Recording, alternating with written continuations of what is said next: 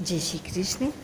महात्मनस्तु मां पार्थ देवीं प्रकृतिमाश्रिताः भजन्त्यनन्यमनसो ज्ञात्वा भूतादिमव्ययम्। अध्याय 9 श्लोक 13 व्याख्या।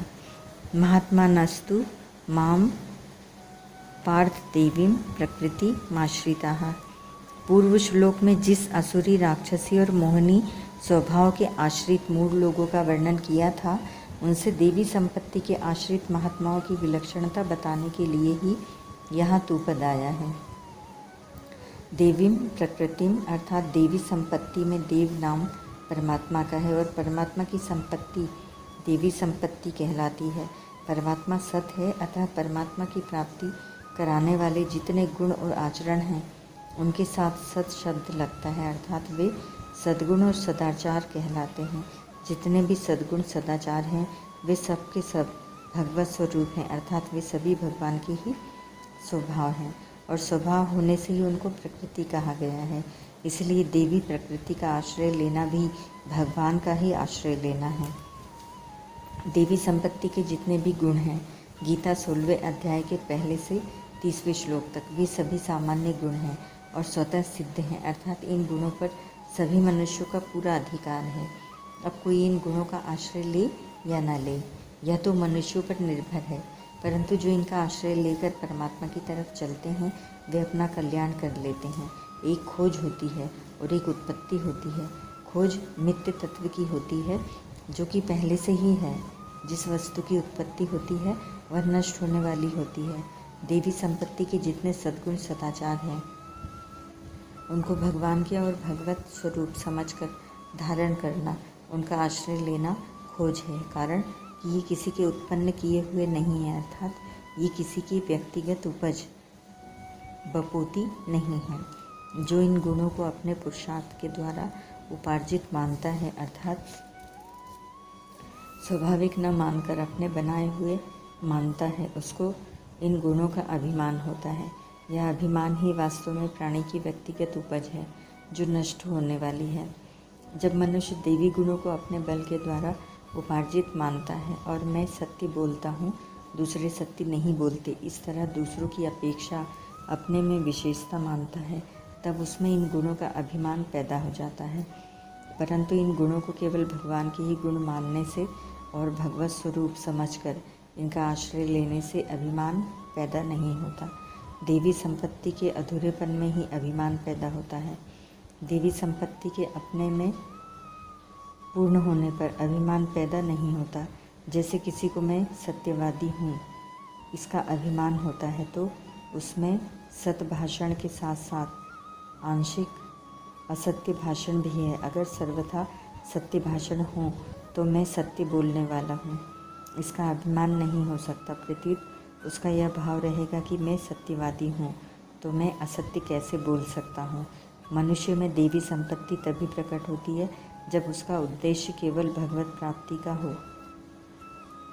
भगवत प्राप्ति के लिए देवी गुणों का आश्रय लेकर ही वह परमात्मा की तरफ बढ़ सकता है। देवी गुणों का आश्रय लेने से उसमें अभिमान नहीं आता, प्रत्युत नम्रता, सरलता, निर्भीमानता आती है और साधन में नित्य नया उत्साह आता है। जो मनुष्य भगवान से विमुख होकर उत्पत्ति विनाशील भोगों और उनके संग्रह में लगे हुए हैं वे अल्पात्मा हैं, अर्थात मूढ़ हैं। परंतु जिन्होंने भगवान का आश्रय लिया है, जिनकी मूढ़ता चली गई है और जिन्होंने केवल प्रभु के साथ अपना संबंध जोड़ लिया है, तो महान के साथ संबंध जोड़ने से सत्य तत्व की तरफ ही लक्ष्य होने से वे महात्मा हैं। भजन्त्य नन्य मनसो ज्ञात्वा भूतादि मव्ययम्। मैं संपूर्ण प्राणियों का आदि हूँ और अविनाशी हूँ। तात्पर्य है कि संसार उत्पन्न नहीं हुआ था, उस समय में था और सब संसार लीन हो जाएगा। उस समय मैं भी मैं रहूँगा। ऐसा मैं अनादि अनंत हूँ। अनंत ब्रह्मांड, अनंत सृष्टियाँ, अनंत स्थावर जंगम प्राणी मेरे से उत्पन्न होते हैं, मेरे में ही स्थित रहते हैं, मेरे द्वारा ही पालित होते हैं और मेरे में ही लीन होते हैं। परंतु मैं जीव का त्यों निर्विकार रहता हूँ।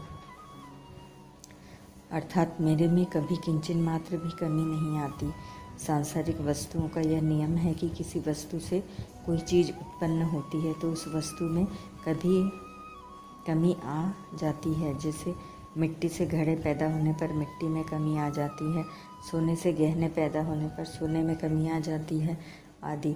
परंतु मेरे से अनंत सृष्टियाँ पैदा होने पर भी मेरे में किंचन मात्र भी कमी नहीं आती, क्योंकि मैं सबका अव्यय बीज हूँ। गीता 9वें अध्याय का 18वां श्लोक। जिन मनुष्यों ने मेरे को अनादि और अव्यय जान लिया है वे अनन्य मन से मेरा ही भजन करते हैं। जो जिसके महत्व को जितना अधिक जानता है वह उतना ही अधिक उसमें लग जाता है। जिन्होंने भगवान को सर्वोपरि जान लिया है वे भगवान में ही लग जाते हैं। उनकी पहचान के लिए यहाँ अनन्य मनसः पद आया है। उनका मन भगवान में ही लीन हो जाने से उनकी वृत्ति इस लोक के और परलोक के भोगों की तरफ कभी नहीं जाती। भोगों में उनकी महत्व बुद्धि नहीं रहती। अनन्य मन वाला होने का तात्पर्य है कि उनके मन में अनन्य का आश्रय नहीं है, सहारा नहीं है, भरोसा नहीं है, अन्य किसी में आकर्षण नहीं है और केवल भगवान में ही अपनापन है। इस प्रकार अनन्य मन से वे भगवान का भजन करते हैं।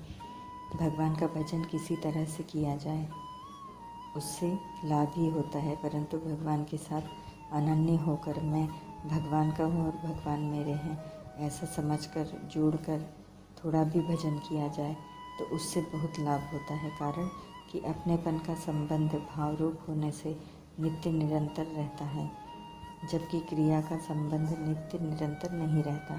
क्रिया छूटते ही उसका संबंध छूट जाता है।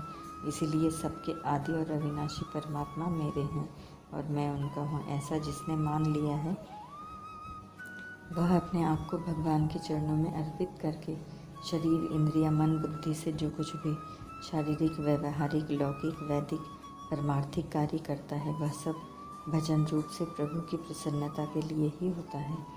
यही उनका अनन्य मन से भजन करना है। इसका वर्णन गीता में जगह जगह हुआ है, जैसे 8वें अध्याय का 14वां, 9वें अध्याय का 22वां, 12वें अध्याय का 6वां और 14वें अध्याय का 26वां श्लोक। परिशिष्ट भाव। पूर्व श्लोक में पतन की तरफ जाने वाले संसारी मनुष्यों का वर्णन करके अब उनसे विलक्षण भगवान की तरफ जाने वाले मनुष्यों भक्तों का वर्णन करते हैं। देवी प्रकृति का अर्थ है भगवान का स्वभाव। असुरी प्रकृति के आश्रित मनुष्य न तो भगवान को मानते हैं और न उनकी आज्ञा को ही मानते हैं। गीता 3रे अध्याय का 32वां श्लोक। परंतु देवी प्रकृति के आश्रित मनुष्य भगवान को भी मानते हैं और उनकी आज्ञा को भी मानते हैं। गीता 3रे अध्याय का 31वां श्लोक। ज्ञात्वा भूतादि महावीर्यम, अनंत ब्रह्मांडों के अविनाशी बीज भगवान ही हैं। गीता 7वें अध्याय का 10वां और 9वें अध्याय का 18वां श्लोक। इस प्रकार दृढ़तापूर्वक मानना ही भगवान को आदि और अविनाशी जानना है। दृढ़ मान्यता भी जानने के समान होती है। भगवान सबके आदि और अविनाशी हैं। इसका वर्णन इसी अध्याय के 4थे श्लोक से 11वें श्लोक तक हुआ है। ओम तत्सत।